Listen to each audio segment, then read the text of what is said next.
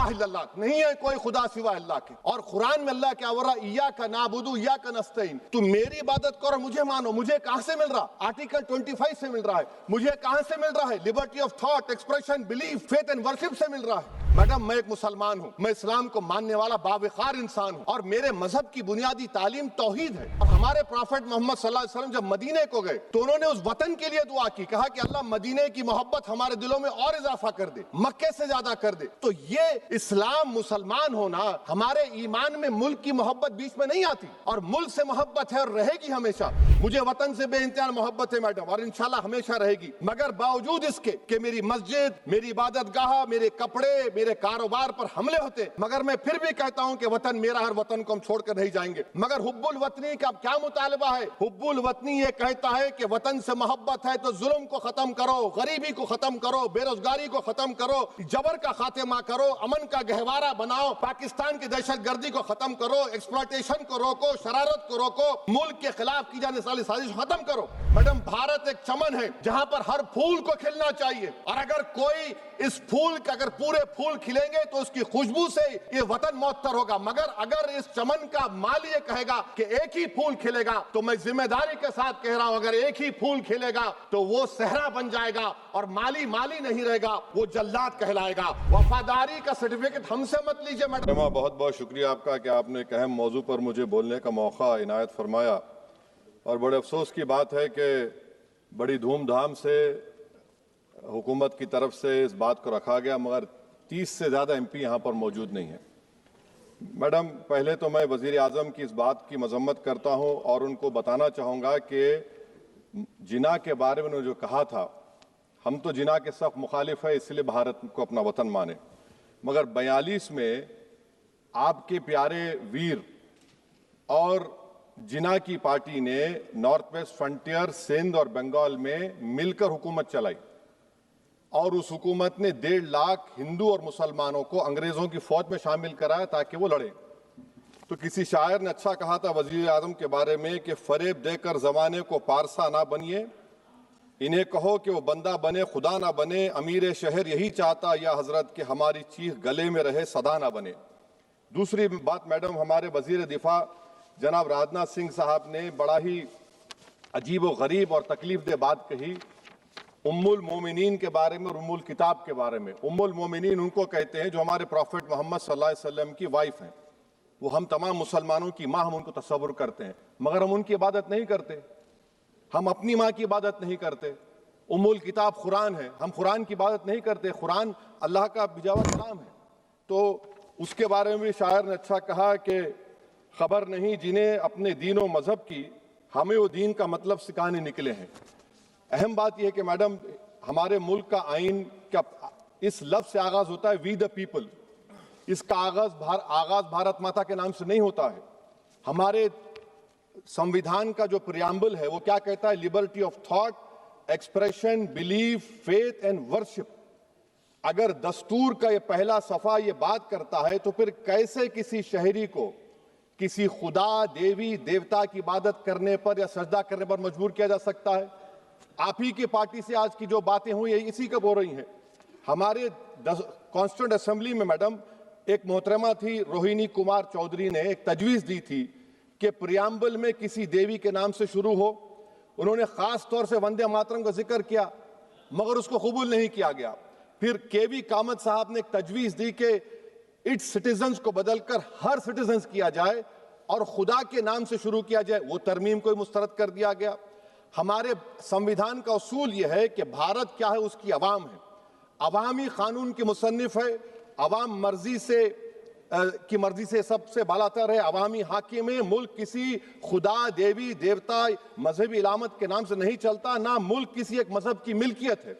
इसीलिए बाबा साहब अम्बेडकर ने क्या कहा था, उन्होंने मदर इंडिया के नजरिए को मुस्तरद किया। बाबा साहब ने एक नई इस्तिलाह वजह कर दी और कहा कि भिक्षित भारत, ये बाबा साहब अम्बेडकर ने कहा। अब मैडम, अगर मजहबी आजादी इस आइन का बुनियादी उसूल है तो सवाल ये पैदा होता है कि उस वक्त हमारे जो कॉन्स्टिट्यूंट असेंबली के प्रेसिडेंट थे जनाब राजेंद्र प्रसाद साहब ने किस बुनियाद पर वंदे मातरम को कौमी तराना करार दिया?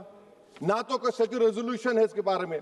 मैडम, मैं आपको बताना चाहूंगा कि जुडिशरी क्या कहती है।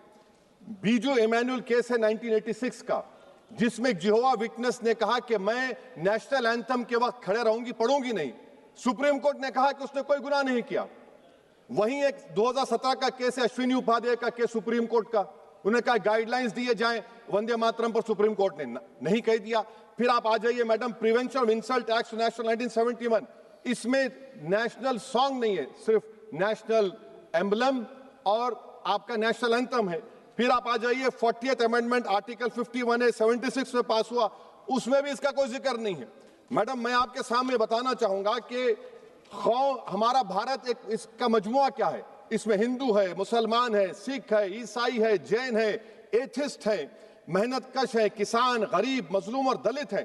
मगर अगर जो तकारीर आज हमने यहां पर सुनी और बाहर जो सुनते हैं, अगर भारत को देवी कहने और उसके आगे सजदा करने, तो दरअसल कौम परस्ती को, वतन से मोहब्बत को मजहब में तब्दील कर रहे, और फिर यहां पर बोल रहे कि अगर भारत में रहना है तो वंदे मातरम गाना पड़ेगा। भाई ये तो संविधान के खिलाफ है, सुप्रीम कोर्ट के जजमेंट के खिलाफ है। अगर वंदे मातरम मैडम कौमियत का मियार है, तो फिर सवाल ये है कि हजरत मोहानी की कौमियत क्या थी जिसने इनकलाब जिंदाबाद का नारा दिया?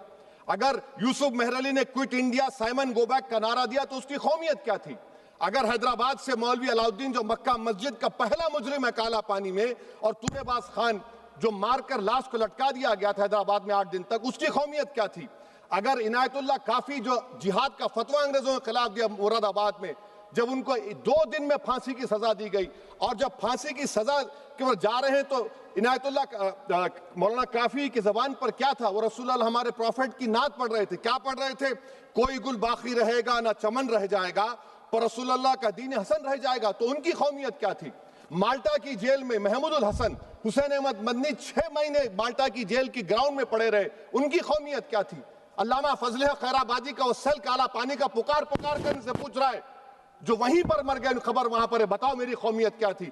मैडम मैं एक मुसलमान हूं, मैं इस्लाम को मानने वाला बावकार इंसान हूं, और मेरे मजहब की बुनियादी तालीम तौहीद है, ला इलाहा इल्लल्लाह, नहीं है कोई खुदा सिवा अल्लाह के। और कुरान में अल्लाह क्या बोल रहा? इय्याका नाबुदु इय्याका नस्तईन, तुम मेरी इबादत करो, मुझे मानो। मुझे कहां से मिल रहा? आर्टिकल 25 से मिल रहा है। मुझे कहां से मिल रहा है? Liberty of thought, expression, belief, faith and worship से मिल रहा है। तो इसको जोड़ना ये बहुत ही खतरनाक होगा। और हमारे प्रॉफेट मोहम्मद सल्लल्लाहु अलैहि वसल्लम जब मदीने को गए तो उन्होंने उस वतन के लिए दुआ की, कहा कि अल्लाह मदीने की मोहब्बत हमारे दिलों में और इजाफा कर दे, मक्के से ज्यादा कर दे।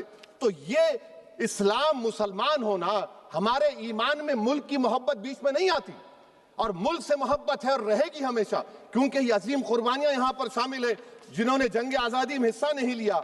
आज अगर वो वतन की मोहब्बत का दर्ज देंगे तो बड़ा गलत होगा। मैडम मैं आपके सामने एक चीज पढ़ूंगा।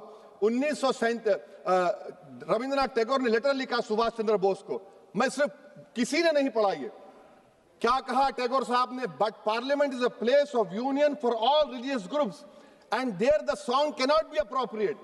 When Bengali Muslims show sign of stubborn fanatism, we regard it intolerable. When we too copy them and make unreasonable demands, it will be self-defeating. ये मैं इसको ले करूंगा मैडम, आप देख लीजिए। फिर दूसरी तरफ मैडम आप आ जाइए, मैं यहाँ पर बैठकर, हाँ जितने तकारीर यहाँ पर हुए सब जनगण मन पर तनकीद किए, तो मैडम मुझे ये कहना पड़ेगा कि जनगण मन पर आप लोग इतनी तकलीफ क्यों उठा रहे हैं? आखिर इतनी तकलीफ क्यों है?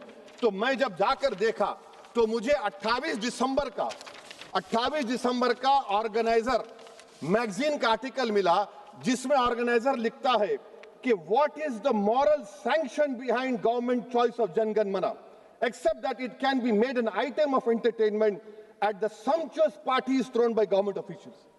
आप बताइए इसका बोलेंगे आप? और फिर उसके काइंड कैसा करते हैं? It will mean we can not love our motherhood. Madam please, it will mean that Vande Mataram is buried alive with the word Jan Gan Mana on the tombstone, for the tomb will also be of Jan Gan Mana of the will of the people. इस पर आप क्या बोलेंगे? Madam मैं आपको ये बताना चाह रहा हूं कि वतन की मोहब्बत हमारे लिए बहुत अहम है, मगर ये बताइए हमको कि अभी मैडम यहाँ पर आनंद मठ के बारे में बहुत कुछ कहा गया। मैं सिर्फ 2 मिसालें आपको देता हूं। आनंद मठ के पेज नंबर 70 और 80 को पढ़ लीजिए। इसके बाद सनातन जहां मुसलमानों के घर पाते थे, इन्हें आग लगा देते थे। आप पेज नंबर 98 पढ़िए। हमें सिर्फ इन मुसलमानों को जड़ से खत्म करना है क्योंकि खुदा के दुश्मन बन चुके हैं। फिर आप पेज नंबर 115-16 दीजिए। फिर मुख्तलिफ इलाकों में मुसलमानों को सदा देने के लिए भेजे जाते, जहां मुसलमान आबादी नजर आती जला दिया जाता। फिर आप देख लीजिए मैडम, सफे नंबर 120 पेज 120, बनकिम लिखते हैं कि सनातियों को मालूम नहीं था कि अंग्रेज हिंदुस्तान को निजात दिलाने वाले हैं। ये आप क्यों कर रहे हैं? अब आप मैडम, मैं आपको पेपर्स दे कर दूंगा। मैडम, भारत में हमारी आजादी इसलिए आई और बरकरार रही कि हमने मुल्क और मजहब को एक चीज नहीं बनाया। हमने ऐलान किया कि हमारी मुल्क मुख्तलिफ तबकात मज़ाहिब पर मुश्तमिल है। हमारे मुश्तरका तकदीर हमारी कौमियत का सरचश्मा है। यह खास जबान, सखावत, मजहब नहीं है। अगर वंदे मातरम का मतन कौम और मजहब को एक बना देता है, अगर हम इसे टेस्ट बनाते हैं वफादारी का, तो फिर मान लीजिए कि यह गांधी, अंबेडकर, टैगोर, बोस और लाखों आजादी के सिपाहियों की सोच को छोड़कर गोडसे की सोच की हिंदू कौमी परस्ताना, मैडम खत्म कर रहा हूं, हिंदू कौम परस्ताना को अख्तियार करेंगे। मुझे वतन से बेइंतहा मोहब्बत है मैडम, और इंशाल्लाह हमेशा रहेगी। मगर बावजूद इसके कि मेरी मस्जिद, मेरी इबादत गाह, मेरे कपड़े, मेरे कारोबार पर हमले होते, मगर मैं फिर भी कहता हूं कि वतन मेरा, हर वतन को हम छोड़कर नहीं जाएंगे। मगर हुब्बुल वतनी का क्या मुतालबा है? हुब्बुल वतनी ये कहता है कि वतन से मोहब्बत है तो जुल्म को खत्म करो, गरीबी को खत्म करो, बेरोजगारी को खत्म करो, जबर का खात्मा करो, अमन का गहवारा बनाओ, पाकिस्तान की दहशतगर्दी को खत्म करो, एक्सप्लॉयटेशन को रोको, शरारत को रोको, मुल्क के खिलाफ की जाने वाली साजिश खत्म करो। मैडम, भारत एक चमन है जहां पर हर फूल को खिलना चाहिए, और अगर कोई इस फूल का, अगर पूरे फूल खिलेंगे तो उसकी खुशबू से ये वतन मुअत्तर होगा। मगर अगर इस चमन का माली ये कहेगा कि एक ही फूल खिलेगा, तो मैं जिम्मेदारी के साथ कह रहा हूं, अगर एक ही फूल खिलेगा तो वो सहरा बन जाएगा और माली माली नहीं रहेगा, वो जल्लाद कहलाएगा। तो इसीलिए मैडम, हम उम्मीद करते हैं कि हुकूमत इस पर जोर जबर ना करे। मेरा राइट है, यकीनन मैं जानता हूं कि आजादी के लड़ाई में वंदे मातरम का नारा था, मगर अगर आप इसको जबर करेंगे तो ये संविधान के खिलाफ है। वफादारी का सर्टिफिकेट हमसे मत लीजिए मैडम, खत्म कर रहा हूं। वफादारी का सर्टिफिकेट हमसे मत लीजिए। आपके बुजुर्गों के कोई एक किताब में लिख के क्या लिखा है बता दीजिए, कहां पर क्या लिखा हुआ है। तो मैं मैडम, मैं इस शेर पर अपनी बात को खत्म कर रहा हूं मैडम, मैं इस शेर पर अपनी बात को खत्म कर रहा हूं मैडम, मैं अपनी बात को खत्म कर देता हूं मैडम, क्योंकि आप बहुत जल्दी में हैं।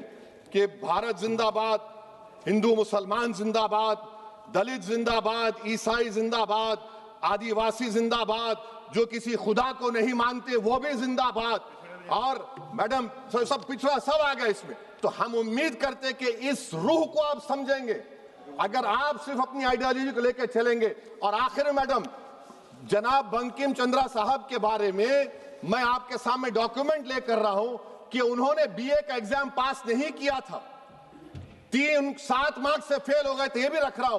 तो आप जिसको लिटरेरी जायंट बता रहे, ये नहीं है। बहुत बहुत शुक्रिया। धन्यवाद।